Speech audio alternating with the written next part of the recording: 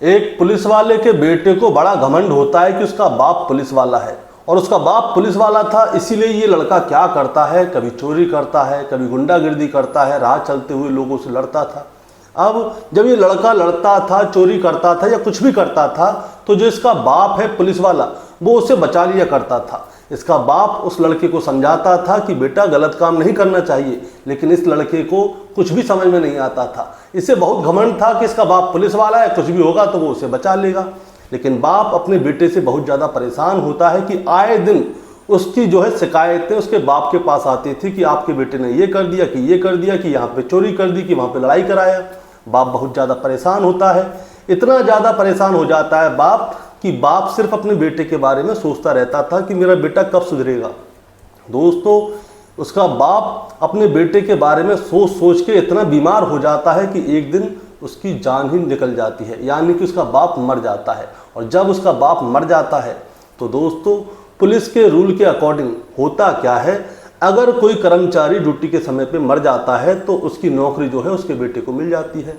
अब जो पुलिस वाला था वो मर जाता है, इसीलिए उसकी जो ड्यूटी है उसके बेटे को मिल जाती है। और जो बेटा नालायक था, यानी कि चोरी चकारी करने वाला जो लड़का था, अब वो पुलिस वाला बन जाता है। और जब वो पुलिस वाला बन जाता है तो उसके हाथ खुल जाते हैं, वो और ज़्यादा चोरी करता है, रिश्वत लेता है, और कहीं पे कोई भी वारदात होती थी तो उसमें उसी लड़के का नाम आता था कि इसी लड़के ने गलत किया होगा। अब एक दिन क्या होता है दोस्तों, उसका नाम इतना ज़्यादा हो जाता है कि हर जगह बस यही होता है कि जो पुलिस वाले का लड़का है, जो पुलिस वाला बन गया है, इसने इस वारदात में ज़रूर अपना हाथ आजमाया होगा। इसीलिए एक दिन क्या होता है, जो शासन है उसे बर्खास्त कर देता है, और शासन की तरफ से साफ साफ गाइडलाइन आती है कि ये लड़का जो है दोबारा से कभी भी पुलिस के लिए अप्लाई भी नहीं कर सकता, इसको कभी भी पुलिस की नौकरी नहीं मिलेगी। अब दोस्तों, ये लड़का जो है अब पुलिस डिपार्टमेंट से बर्खास्त हो जाता है। लेकिन बाद में जो और पुलिस वाले हैं उनको इस लड़के के बारे में जानकारी मिलती है। उन लोगों को जानकारी मिलती है कि जब ये लड़का पुलिस वाला था उस समय पे इसने पुलिस रहते हुए एक पुलिस वाले की हत्या की थी। अब जैसे ही ये वाली बात सामने आती है तो सभी पुलिस वाले चौंक जाते हैं कि इस लड़के ने पुलिस वाले की हत्या भी कर दी। लेकिन आखिरकार वो पुलिस के हत्थे लग जाता है। अब वो पुलिस के हत्थे कैसे लगा दोस्तों, आज की कहानी यही है कि जो हत्या उसने आज से 2.5-3 साल पहले की थी उसके बारे में आज खुलासा हुआ है, जब वो पुलिस वाला नहीं रहा। और उसके साथ में उस हत्याकांड में एक पुलिस वाला और भी इंक्लूड था। अब दोस्तों, क्या थी इसकी कहानी, ये बहुत रोचक कहानी है, जरा ध्यान से सुनिएगा। दोस्तों, कहानी शुरू करूंगा उससे पहले मैं आपसे बस यही कहना चाहूँगा कि अगर आप मेरे चैनल पे नए हैं तो चैनल को जल्दी से सब्सक्राइब कर दीजिएगा, ताकि रोजाना रात को 8 बजे मैं आपके लिए एक सच्ची घटना की कहानी लेकर आ सकूँ।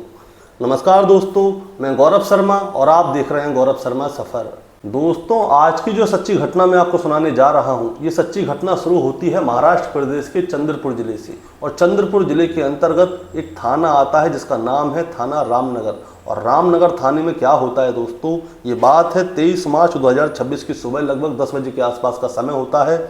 चंद्रपुर के रामनगर थाने में एक लड़का आ जाता है सुबह सुबह 10 बजे के आसपास। उसके हाथ में एक पर्ची होती है और उस पर्ची को लेके वो कभी किसी कांस्टेबल के पास जाता है, कभी किसी कांस्टेबल के पास जाता है। लेकिन जैसे ही कांस्टेबल उसकी शक्ल देखते हैं तो उससे दूरी बना लेते हैं, वो उसकी पर्ची को भी नहीं लेते। दरअसल दोस्तों, इस लड़के का नाम था आशीष सेठमाके, जिसकी उम्र लगभग 28 साल के आसपास होती है। आशीष सेठमाके पहले एक पुलिस कांस्टेबल ही था, लेकिन वो जो है आपराधिक गतिविधियों में ज़्यादा लिप्त था, जिसकी वजह से उसे बर्खास्त कर दिया गया था। और इसीलिए जो भी पुलिस वाला उसे देख रहा था उससे दूरी बना रहा था, ना ही उसकी पर्ची को अपने हाथ में ले रहा था, ना ही उससे कोई बोलना चाह रहा था कि कहीं ऐसा ना हो आशीष के साथ दिखने की वजह से वो भी किसी केस में फंस जाए। इसीलिए सारे पुलिस वाले उससे दूरी बना रहे थे। लेकिन इतनी ही देर में जो उस थाने के SHO हैं आसिफ शेख, वो वहाँ पहुँच जाते हैं। और वो जैसे ही आशीष को देखते हैं उसको रोकते हैं और उससे पूछते हैं कि बताओ क्या बात है। आशीष कहता है कि साहब, मेरे हाथ में एक पर्ची है, आप बस इस पर्ची को पढ़ लीजिए। अब आसिफ शेख जो है SHO उससे पूछते हैं कि इस पर्ची में क्या लिखा हुआ है, तुम मुझे बताओ। तब जाके वो लड़का बताता है कि साहब, मैंने और मेरे साथ में मिलके कुछ लोगों ने एक मर्डर किया है। इस पर्ची में उन सभी हत्यारों का नाम लिखा हुआ है और मैं अपना गुनाह जो है कबूल करने के लिए आया हूँ। अब जैसे ही एसएचओ साहब के सामने ये वाली बात आती है तो एसएचओ साहब भी चौंक जाते हैं। अब उसके हाथ से उस पर्ची को लिया जाता है, उस पर्ची में कुछ नाम लिखे हुए होते हैं और हत्या कैसे की है ये वाली बात भी लिखी हुई होती है। इसीलिए एसएचओ साहब क्या करते हैं, तुरंत ही आशीष सेठमाके को थाने में ही बैठा लेते हैं और फिर उससे पूछा जाता है कि बताओ क्या बात थी, तुमने किसकी हत्या की है, क्यों की है, ये सारी चीज़ें थीं। और जो थाने के एसआई हैं कृष्ण कराड़े, उनको बुलाते हैं और कहते हैं कि आशीष से पूरी जानकारी लो कि इसने हत्या किसकी की है, इसके साथ में कौन कौन शामिल था और हत्या के बाद आखिर ये पकड़ा कैसे नहीं गया। अब दोस्तों जैसे ही इस पूरे मामले की जांच पड़ताल की जाती है तब एक कहानी निकल के सामने आती है और ये कहानी शुरू होती है साल 2022 से। दरअसल होता क्या है, जो आशीष सेठमाके है इसके जो पिता हैं वो एक पुलिस वाले थे। अब पुलिस वाले इसके पिता थे तो इसीलिए इसको जो है क्वार्टर मिला हुआ था। क्वार्टर जो था वो पुलिस लाइन में था। पुलिस लाइन में और भी बहुत सारे पुलिस वाले थे जो कि अपने परिवार के साथ रहते थे, लेकिन जो आशीष है वो क्या है, अपने पिता के पुलिस वाले होने पे बहुत घमंड करता था। इसलिए क्या है, वो उल्टे सीधे काम करता रहता था। एक दिन की बात है, आशीष जो है कॉलेज जा रहा था। अब जब ये कॉलेज जा रहा था तभी इसे रास्ते में एक लड़की दिखती है। लड़की का नाम होता है आर्या। आशीष आर्या को पहले से ही जानता था, इसीलिए आशीष ने क्या किया, आर्या को रास्ते में ही रोक लिया। लड़की देखने में बड़ी खूबसूरत थी। अब आर्या उससे पूछती है कि हाँ बताइए आपने मुझे क्यों रोका है। तो आशीष उस लड़की से कहता है कि तुम मुझे पहचानी। तो आर्या कहती है कि नहीं, मैं तो आपको नहीं पहचानी। तब आशीष कहता है कि देखो तुम मुझे नहीं पहचानी लेकिन मैं तुम्हें अच्छी तरह से जानता हूँ। वो कहता है कि तुम्हारे पापा एक पुलिस कांस्टेबल है ना। वो कहती है हाँ। वो कहता है कि तुम्हारे पिताजी का नाम जयंत बल्लभार है ना। तो वो कहती है हाँ। और वो कहता है कि तुम अपने माता पिता की इकलौती बेटी हो। लड़की कहती है कि हाँ। वो कहता है कि तुम पुलिस लाइन में रहती हो। लड़की कहती है हाँ, लेकिन आप मेरे बारे में इतना सब कुछ कैसे जानते हो। तो आशीष बताता है कि मैं तुम्हें इसलिए जानता हूं क्योंकि मैं भी पुलिस लाइन में रहता हूं, लेकिन तुम्हारे और मेरे घर के बीच में थोड़ी डिस्टेंस है। मैंने तुमको कईयों बार आते जाते देखा है और अब मुझे पता चला कि तुम मेरे ही कॉलेज में पढ़ती हो। अब दोस्तों यहाँ से क्या होता है, जब भी आशीष और आर्या मिलते थे तो हाय हेलो होती थी। हाय हेलो जो है दोस्ती में बदल जाती है। अब दोस्ती हो जाती है तो ये दोनों रोजाना कॉलेज एक साथ जाते थे, एक साथ आते थे। अब दोस्ती कब प्यार में बदल जाती है पता ही नहीं चलता। अब ये दोनों जो है घूमते थे, फिरते थे, खाते थे, पीते थे। अब ये सारी चीज़ें चल रही थी, लेकिन इस सब चीज़ की खबर जो है एक दिन इस लड़की आर्या के पिता को पता चल जाती है। और जैसे ही इस लड़की के पिता को पता चलती है तो जो इसके पिता हैं वो इस लड़की को अपने पास बुलाते हैं और कहते हैं कि तुम आशीष को जानती हो। तो आर्या कहती है कि हाँ मेरा दोस्त है। तब आर्या के पिता उसे बताते हैं कि आशीष जो है एक नंबर का बदमाश लड़का है। वो चोरी चकारी, गुंडागिर्दी और भी ना जाने क्या क्या गलत काम करता है। उसका बाप पुलिस वाला है। अगर उसका बाप पुलिस वाला ना होता ना तो इस समय पे वो किसी जेल में चक्की पीस रहा होता। तुम उस लड़के से मिलना जुलना बंद कर दो, वो लड़का बहुत गंदा है। उसका बाप लोगों के आगे हाथ जोड़ता है कि उसके बेटे के खिलाफ कोई एफआईआर दर्ज ना करा दे। वो बस आज अपने बाप की वजह से आज़ाद घूम रहा है, लेकिन तुम जो हो उस लड़के से दोस्ती कर ली है। अब ऐसा है आगे से उस लड़के से मिलने की कोई ज़रूरत नहीं है, ना ही कोई दोस्ती बढ़ानी है। अब जैसे ही आर्या के पिता उससे ये वाली बात कहते हैं तो आर्या कहती है कि ठीक है पापा, मैं आगे से कभी भी आशीष से मिलूंगी नहीं। लेकिन आर्या और आशीष जो है एक दूसरे से प्यार करते थे और प्यार होता है अंधा। इसीलिए जो आर्या है वो क्या करती थी, वो छुप छुप के आशीष से मिलती थी। अब जब वो छुप छुप के आशीष से मिलती थी तो ये वाली खबर जो है आर्या के पिता को पता चल जाती है। अब जब आर्या के पिता जयंत बल्लभार को पता चलती है ये वाली बात तो वो क्या करते हैं, आर्या को डांटते हैं, फटकारते हैं। लेकिन आर्या समझने वाली कहाँ थी, वो तो प्यार में अंधी थी। इसीलिए उसके पिता क्या करते हैं, आर्या को कभी कभी घर पे पकड़ के सूद भी देते थे, यानी कि मारते पीटते भी थे, डांटते थे, फटकारते थे। लेकिन आर्या सुधरने वाली नहीं थी। इसीलिए आर्या के पिता ने क्या किया, आर्या का कॉलेज ही बंद करवा दिया। उस लड़के के संपर्क में ना आए, इसीलिए उसकी पढ़ाई लिखाई रुकवा दी। और फिर अपनी बेटी का जो है वो रेकी करते थे। वो देखते थे कि वो आशीष से कहीं मिल तो नहीं रही। वो खुद ही अपनी बेटी का पीछा करते थे, उसके फ़ोन पे नज़र रखते थे, वो कहाँ आ रही है, कहाँ जा रही है, हर चीज़ पे नज़र रखते थे। अब बाप के इतने समझाने के बाद, मारने पीटने के बाद भी आर्या समझ नहीं रही थी। वो चुपचाप छुप छुप के आशीष से मिल रही थी। इसकी वजह से उसके बाप को बड़ी गुस्सा आती थी, इसीलिए वो कभी कभी मारता था, पीटता था, लेकिन बेटी सुधरने वाली बात सुधर नहीं रही थी। इसीलिए एक दिन क्या होता है, आर्या के जो पिता हैं वो अपनी पत्नी से कहते हैं कि देखो बेटी हाथ से निकल रही है, इकलौती बेटी है, इसको मैं चाहता हूँ कि पढ़ लिख के ये काबिल इंसान बने, लेकिन ये आज एक लफंगे के प्यार के चक्कर में पड़ गई है और मैं इसे रोक रहा हूँ तो ये रुक नहीं रही है। तुम ही इसे समझाओ, क्या पता ये तुम्हारी बात समझ जाए। अब माँ और बाप दोनों उनको समझाते हैं लेकिन समझते नहीं हैं। अब आर्या नहीं समझती तो उसका बाप उसे पकड़ता था, पीटता था। अब ये वाली बात जो है आर्या को बहुत ज़्यादा बुरी लगती थी कि उसका बाप जो है रास्ते का पत्थर बन रहा है।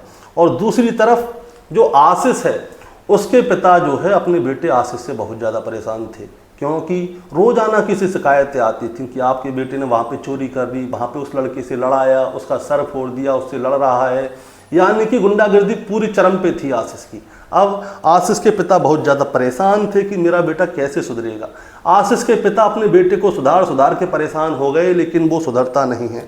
इसीलिए क्या होता है दोस्तों, आशीष के पिता बस अपने बेटे के बारे में सोचते थे कि किसी दिन मेरा बेटा सुधर जाए, लेकिन वो सुधरता नहीं है। सोच सोच के उसके पिता की हालत बहुत ज़्यादा ख़राब हो जाती है। और फिर आखिरकार क्या होता है, साल 2022 के आखिरी महीनों में उसके पिता की इतनी ज़्यादा हालत ख़राब हो जाती है कि आखिरकार उसके पिता की जान ही निकल जाती है अपने बेटे के बारे में सोच सोच के, यानी कि उसके पिता की मृत्यु हो जाती है। अब उसके पिता की मृत्यु जब हुई थी जब वो रिटायर नहीं हुए थे, रिटायरमेंट से पहले ही उनके पिता की मृत्यु हो गई थी, तो उनकी ड्यूटी की जगह किसी न किसी को तो रखा जाएगा।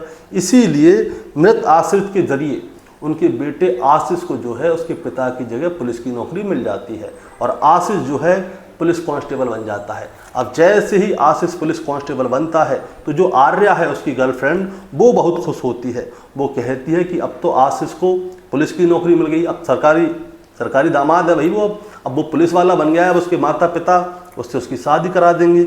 लेकिन जो लड़की के पिता हैं वो अपनी बेटी से साफ साफ कह देते हैं कि देखो भले ही वो पुलिस वाला बन गया है, चाहे उसे सरकारी नौकरी मिल गई है, लेकिन मुझे वो लड़का बिल्कुल भी पसंद नहीं है। वो गुंडा है, बदमाश है, चोर है, उचक्का है, उठाईगिरा है। उस लड़के से मैं तुम्हारी शादी बिल्कुल नहीं करवाऊंगा। अगर उसके ऊपर एक भी मुकदमा हो जाता ना, उसका बाप अगर कांस्टेबल ना होता तो वो कुछ नहीं करता। इसीलिए मैं तुम्हारी शादी उससे नहीं करवाऊंगा, क्योंकि वो काबिल इंसान नहीं है, वो तुम्हें डिजर्व बिल्कुल भी नहीं करता। अब दोस्तों, बाप ने जो है बेटी को बहुत समझा दिया, लेकिन बेटी समझ नहीं रही थी। बेटी समझ नहीं रही थी तो बाप बहुत ज़्यादा परेशान हो जाता है। इकलौती बेटी है, लाड़ प्यार से पाल पोस के बड़ी की है, अच्छे स्कूल में पढ़ाया, अच्छे संस्कार देने की पूरी कोशिश की, लेकिन आज उनकी बेटी जो है एक लफंगे के चक्कर में पड़ी हुई है। गलती से उसका बाप मर गया, बाप मरने की वजह से वो पुलिस वाला बन गया। अब बेटी बाप को सिखा रही है कि देखो वो तो पुलिस वाला बन गया, मेरी शादी करवाओ। लेकिन बाप को तो पता है ना कि बेटी को अगर मैंने गलत जगह पे भेजा तो उसकी ज़िंदगी खराब हो जाएगी। इसीलिए बाप जो है साफ इनकार कर देता है। और जब बाप साफ इनकार कर देता है तो उसके बाद बाप जो है बेटी के बारे में सोचता रहता था। अब बाप सोचते सोचते क्या करता है, वो शराब पीने का आदी हो जाता है। वो सुबह दोपहर शाम अपनी बेटी के बारे में सोचता था और शराब पीता था। उसकी सेहत भी खराब रहती थी, समय गुजरने लगता है। होता क्या है दोस्तों, बाप जो है बेटी को रोकता रहता था, इसीलिए बेटी को ये वाली बात बहुत ज़्यादा बुरी लगती है। वो एक दिन क्या करती है, आशीष के पास जाती है और उससे कहती है कि क्यों ना कुछ ऐसा करें कि जो मेरे पापा हैं वो रास्ते से हट जाएं, ताकि हम दोनों आज़ाद हो जाएं और फिर हम दोनों मिलकर शादी कर लें।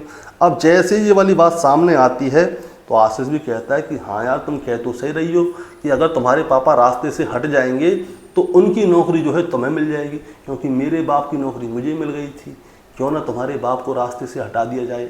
तो आर्या पूछती है कि कैसे हटाया जाए, तो आशीष बताता है कि तुम्हारे बाप को खाने में जहर मिला के देंगे और इतनी क्वांटिटी में देंगे कि वो मर जाए लेकिन किसी को पता ना चले। अब आर्या कहती है कि कौन लाएगा जहर, कैसे, क्या करना है, पूरी कहानी तो बताओ। इसके बाद आशीष और आर्या जो है मिलकर प्लानिंग करते हैं। तारीख चुनते हैं 24 मार्च 2023। 24 मार्च 2023 में क्या होता है, आशीष जो है नवीन नाम के लड़के से संपर्क साधता है और नवीन जो है चेतन को जहर ला के देता है। चेतन भी है एक लड़का। अब आशीष ने आर्या से कह दिया था कि देखो मैं इस पूरे मामले में तुम्हारे सामने नहीं आऊँगा, क्योंकि कल को अगर ये केस खुल गया तो मैं सामने दिख गया तो सब लोग फंस जाएंगे। इसीलिए नवीन जो है चेतन को देगा और तुम अपने चचेरे भाई से कह देना कि जो चेतन है वो तुम्हें एक सीसी देगा और सीसी को ले आओ। अब चचेरा भाई जो था वो था नाबालिग और विकलांग भी था। अब बेचारे को उसे क्या पता कि उसकी ताऊ की लड़की उससे क्या सीसी मंगवा रही है। आर्या क्या करती है, अपने चचेरे भाई से कहती है कि देखो तुम्हें वहाँ पे चेतन खड़ा मिलेगा, वो तुम्हें एक सीसी देगा, उस सीसी को लेके आ जाओ। अब इसका चचेरा भाई जाता है, चेतन मिलता है और उस सीसी को लेकर आ जाता है। इसके बाद तारीख आती है 25 अप्रैल 2023। 25 अप्रैल 2023 को जो है आर्या के पिता सुबह ही सुबह तैयार होते हैं ड्यूटी पे जाने के लिए। आर्या क्या करती है, उनके लिए एक मिल्क शेक बनाती है और उस मिल्क शेक में जहर की मात्रा सिर्फ उतनी ही रखती है जितनी की ज़रूरत होती है, एक्स्ट्रा नहीं रखती। और जब उसके पिताजी अपने जूते वूते पहन के तैयार होकर वर्दी पहन के जा रहे होते हैं, तभी आर्या अपने पिता के पास आती है और उनसे कहती है कि पापा आपके लिए मैंने मिल्क शेक बनाया है, मिल्क शेक पीजिए, गर्मी बहुत ज़्यादा है। और उसका पिता बड़ा खुश होता है कि भाई बेटी उसके लिए मिल्क शेक लेके आई सुबह सुबह, और उसका पिता एक ही सांस में पूरे मिल्क शेक के गिलास को गटक जाते हैं और वहाँ से सीधे डीएम ऑफिस के पास जाते हैं, क्योंकि उनकी डीएम ऑफिस के पास ड्यूटी थी। अब वो वहाँ पे जाते हैं, अपनी ड्यूटी में तैनात हो जाते हैं, खड़े हो जाते हैं, लेकिन थोड़ी देर बाद अचानक से ही उनको चक्कर आने लगते हैं और जब उनको चक्कर आने लगते हैं तो वो वहीं पे गिर जाते हैं। अब जो बाप है जयंत बल्ला वो जो है वहीं पे गिर गए थे। अब आसपास के लोग देखते हैं कि भाई क्या हुआ, कांस्टेबल साहब बेहोश कैसे हो गए। अब उनको आनन फानन में क्या है हॉस्पिटल लेके जाया जाता है। हॉस्पिटल में उनका डॉक्टर चेकअप करता है और जब डॉक्टर उनका चेकअप करता है तब जाके पता चलता है कि उस लड़की का जो पिता है जयंत, उसकी मृत्यु हो गई है। डॉक्टरों ने उन्हें मृत घोषित कर दिया। अब जैसे ही डॉक्टरों ने उन्हें मृत घोषित किया तो ये वाली सूचना जो है घर पे पहुंचती है। घर पे लड़की को पता चलता है कि उसका पिता मर चुका है, उसे चक्कर आ गए थे और डीएम ऑफिस के बाहर वो चक्कर खा के गिर गए। उसकी माँ को पता चलता है कि उसका पति मर गया। अब माँ और बेटी दौड़ी दौड़ी हॉस्पिटल जाती हैं और वहाँ पर रो रो कर उनका बुरा हाल हो जाता है। और जब उनका बुरा हाल हो जाता है तो लोग उनको सांत्वना दे रहे होते हैं, तो माँ और बेटी बस एक ही बात कहती हैं कि इनको शराब पीने की बहुत ज़्यादा लत थी और शराब पीने की वजह से इनका शरीर बहुत ज़्यादा कमज़ोर हो गया था और उस कमज़ोरी की वजह से ही इनकी मौत हो गई है। लेकिन फिर भी पुलिस वाले जो हैं उनकी पोस्टमार्टम करवाते हैं। पोस्टमार्टम की रिपोर्ट आती है, लेकिन उसमें जहर के बारे में कोई भी जानकारी नहीं मिलती। फिर भी मामले में एफआईआर दर्ज की जाती है, बिसरा की रिपोर्ट भी निकलवाते हैं, लेकिन कोई जानकारी मिल नहीं पाती कि इनकी मौत आखिर कैसे हुई है। लेकिन माँ और बेटी जो हैं बार बार बस यही कह रहे थे कि जो है पिता जो है शराब बहुत ज़्यादा पीते थे, जिसकी वजह से शरीर में कमजोरी आ गई और हो सकता है उसी कमजोरी की वजह से इनकी मौत हो गई है। अब जब माँ और बेटी बार बार कह रहे थे तो पुलिस वालों ने भी उनकी बात मान ली, क्योंकि पोस्टमार्टम की रिपोर्ट में कुछ सामने आया नहीं था कि जहर था कि क्या है। इसीलिए पुलिस वाले भी जो हैं इस मामले को नेचुरल डेथ मानते हैं और वो समझते हैं कि लड़की के पिता जो जयंत हैं वो नेचुरल डेथ ही मरे हैं। इस मामले में एफआईआर दर्ज तो की जाती है, लेकिन मामले का जो है कोई फ़ायदा मिलता नहीं है, कोई इसका एंड होता नहीं है कि सब लोग यही मानते हैं कि भाई नॉर्मल मौत हुई है उनकी। अब इसके बाद क्या होता है, अब जब लड़की के पिता मर जाते हैं, क्योंकि लड़की के पिता जो हैं वो भी ड्यूटी पे मरे थे, लड़के के पिता थे वो भी ड्यूटी पे मरे थे, इसीलिए लड़के को भी सरकारी नौकरी मिल गई थी बाप की जगह। अब यहाँ पे जो लड़की है आर्या, उसको उसके पिता की जगह पे नौकरी मिल जाती है और जब उस लड़की को उसके पिता की जगह पे नौकरी मिल जाती है तो वो जो है ट्रेनिंग पे जाती है। अब पिता तो मर चुके हैं, माँ घर में अकेली है, इसीलिए लड़की जो है अपनी माँ को समझाती है कि माँ अब देखिए पिताजी तो इस दुनिया में रहे नहीं हैं, अब मैं जो हूँ आशीष से प्यार करती हूँ, अब मैं कहीं और कहाँ जाऊँ। आशीष अब देखिए पुलिस वाला बन गया है, मैं भी पुलिस वाली हूँ, हम दोनों शादी कर लेंगे, एक साथ रहेंगे, आप भी हमारे साथ रहोगी। अब माँ बेचारी क्या करे, इकलौती बेटी है, पति मर गया है, इसीलिए माँ जो है शादी के लिए तैयार हो जाती है। और अब इसके बाद 2025 में आशीष और आर्या जो हैं ये दोनों जो हैं शादी कर लेते हैं। शादी बड़ी धूमधाम की होती है, लेकिन दोस्तों आशीष जो है वो अपराधी प्रवृत्ति का था, वो पुलिस वाला बन चुका था और आर्या जो है वो ट्रेनिंग पे गई थी। आशीष क्या करता था कोई भी चोरी चकारी होती थी, गुंडागर्दी होती थी, कुछ भी बात होती थी, कहीं से पैसे वसूलने होते थे, सब चीज़ में आशीष का नाम आ रहा था कि आशीष ने उस गुंडे से पैसे लिए, वहाँ पे चोरी हुई तो आशीष का नाम, हर जगह पे आशीष का नाम आ रहा था। यानी कि आशीष जो है एक पुलिस वाला गुंडा बन गया था। पहले तो बाप की वजह से उसके हाथ बंधे हुए थे कि बाप पुलिस वाला है, ये थोड़ी पुलिस वाला है। बाप सबके सामने हाथ पैर जोड़ता था, उसे बचा लेता था, उसके खिलाफ कोई भी मुकदमा दर्ज नहीं होने दिया। लेकिन अब बाप है नहीं, बेटा खुद पुलिस वाला बन गया है और अब उसको पूरी छूट है, क्योंकि पुलिस वाला बनने के बाद अब उससे कोई कुछ कहेगा थोड़ी। इसीलिए वो क्या करता है, जगह जगह पे वसूली करने लगता है और चोर गुंडे उठाए गिरे इन सभी लोगों से जान पहचान बना लेता है। और जब आशीष की पहचान इन सभी लोगों से हो जाती है तो इस सब चीज़ की जानकारी जो है शासन तक पहुंच जाती है। और जब शासन तक ये वाली बात पहुंच जाती है तो शासन क्या करते हैं, आशीष को परमानेंटली बर्खास्त कर देते हैं पुलिस की पोस्ट से और कहा जाता है कि ये हमेशा के लिए टर्मिनेट हो गया है और आज के बाद ये कभी भी वर्दी नहीं पहनेगा और ना ही पुलिस के लिए कभी अप्लाई कर सकता। अब दोस्तों होता क्या है, आशीष जो है पुलिस की नौकरी छूट जाती है आशीष की, यानी कि उसे निकाल दिया जाता है। अब आशीष बेला हो गया, उसके पास कोई नौकरी नहीं है। पुलिस वाला था तो सारे गुंडे चोर उचक्के उससे राम राम साम साम करते थे, भैया सैल्यूट करते थे। लेकिन इस समय पे उसके ऊपर कोई वर्दी नहीं है, अब उसका सारा रौब ख़त्म हो गया है। लेकिन फिर भी जो गलत आदमी है वो गलत ही रहता है। अब शहर में उसका रौब नहीं चलता था, उसका रौब चलता था उसके घर में, और घर में जो है वो अपनी पत्नी आर्या के साथ में कलेश करता था। छोटी छोटी बातों पे लड़ाई होती थी, झगड़ा होता था, वो अपनी पत्नी आर्या को मारता था, पीटता था, जिसकी वजह से आर्या जो है बहुत ज़्यादा परेशान हो जाती है। वो ट्रेनिंग से घर पे आती थी, आशीष उसे पकड़ता था, मारता था, पीटता था, उससे पैसे मांगता था।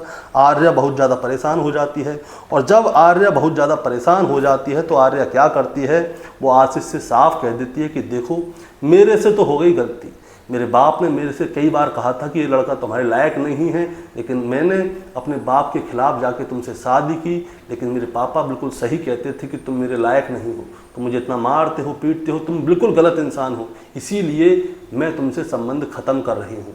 अब जैसे ही आर्या ने संबंध ख़त्म किए, दोस्तों ये बात है साल 2026 की जनवरी की। जनवरी में आशीष की नौकरी गई थी और जनवरी से लेके मार्च तक आशीष जो है आर्या को घर में मारता था, पीटता था। अब मार्च में आर्या इतनी ज़्यादा परेशान हो जाती है कि वो आशीष से साफ कह देती है कि मैं तुम्हारे साथ नहीं रहना चाहती, मैं इस संबंध को ख़त्म कर रही हूँ। अब आर्या जो है वो अपने घर आ जाती है और जैसे ही आर्या अपने घर पे जाती है तो आशीष को ये वाली बात बुरी लग जाती है कि देखो मेरी वजह से आज ये पुलिस वाली क्या बन गई, आज मेरे को छोड़ के चली गई। इसीलिए आशीष क्या करता है, वो 23 मार्च 2026 को सुबह लगभग 10 बजे थाने पहुंच जाता है एक पर्ची लेके, और पर्ची पे हत्याकांड में कौन कौन शामिल था, आर्या, उसका भाई नवीन, चेतन, इन सबके नाम लिखे होते हैं। और वहाँ पे जाके एसएचओ साहब के सामने लिख देता है और कहता है कि साहब मैंने जो है साल 2022 में आर्या के पिता की हत्या की थी और मुख्य अपराधी जिसमें आर्या थी, क्योंकि आर्या ने ही अपने बाप के मिल्क शेक में जो है जहर मिलाया था, हम सब लोग इसमें शामिल थे। अब आशीष ने ये वाली बात जैसे की तो पुलिस वालों ने क्या किया, जो जो लोग इस मामले में शामिल थे, चाहे वो आर्या थी, चाहे चेतन था, चाहे उसका चचेरा भाई था, इन सबको गिरफ्तार कर लेते हैं पुलिस वाले। और सबको गिरफ्तार करके फिर उनसे पूछा जाता है कि बताओ क्या क्या हुआ था, कैसे कैसे हुआ था। सब लोग तोते की तरह बोल जाते हैं कि भाई मैंने ये किया था, मैं जहर लेके आया था। आर्या ने बता दी कि मैंने जहर मिल्क शेक में मिलाया था। अब इन सब ने अपना भंडा खुद ही फोड़ दिया और भंडा फोड़ने की वजह से पुलिस ने इन सभी को गिरफ्तार कर लिया और गिरफ्तार करने के बाद इन सबको जेल भेज दिया है। दोस्तों इस कहानी को सुनाने का मतलब आपको परेशान करना है, विचलित करना बिल्कुल नहीं है, बस बताना है और जताना है। पुलिस ने जो है अभी जांच पड़ताल की है। पोस्टमार्टम की रिपोर्ट में बिल्कुल नहीं निकला था कि जहर था या नहीं था, बस आशीष ने आके शिकायत की है, आशीष की वजह से इन सभी को पकड़ा गया, इन सब से पूछा गया तो ये सारी बातें हुई, लेकिन टेक्निकल आधार पे ये चीज़ साबित नहीं होती। अब इन लोगों की जो है कॉल डिटेल निकाली जाएगी, चैटिंग की डिटेल निकाली जाएगी, सारी चीज़ निकाली जाएंगी और उसके बाद इनकी चार्जशीट लगेगी और चार्जशीट लगने के बाद इनको जेल भेजा जाएगा जब इनको कोर्ट सजा सुनाएगी। लेकिन एक और चीज़ है, अगर आशीष अपने बयान से मुकर गया तो इनको जेल कोई नहीं करवा पाएगा, क्योंकि वो तो कह देगा कि भैया वो तो उसके पिता तो ऐसे ही मरे थे, चाहो देख लो आप पोस्टमार्टम रिपोर्ट, क्योंकि पोस्टमार्टम रिपोर्ट में कोई भी जहर आया नहीं था। लेकिन दोस्तों एक और बात है इस कहानी में मैं आपको बताना चाहता हूँ। धड़कन पिक्चर का एक डायलॉग बहुत अच्छा है जब सुनील शेट्टी शिल्पा शेट्टी के बाप के पास जाता है तो शिल्पा शेट्टी के बाप कहता है कि माँ बाप जो है भगवान का रूप है और भगवान कभी भी अपने बच्चों के लिए गलत नहीं सोचता। आर्या के बाप ने हमेशा उसकी अपनी बेटी के लिए अच्छा सोचा था, लेकिन आर्या अपने बाप के खिलाफ चली गई और उसने अपने बाप की हत्या कर दी। और आज देखो उसी लड़के की वजह से आज आर्या जेल में चली गई। सरकारी नौकरी मिली थी पुलिस की, वो भी छूट गई और अब अगर केस इनके ऊपर बना तो ज़िंदगी भर ये जेल में भी रहेगी। दोस्तों आपका क्या कहना है इस कहानी के बारे में, आप ज़रा हमें कमेंट में बताएं। चैनल पे नए हैं तो सब्सक्राइब करके जाएं ताकि रोज़ाना रात को 8 बजे मैं आपके लिए एक सच्ची घटना की कहानी लेकर आ सकूं।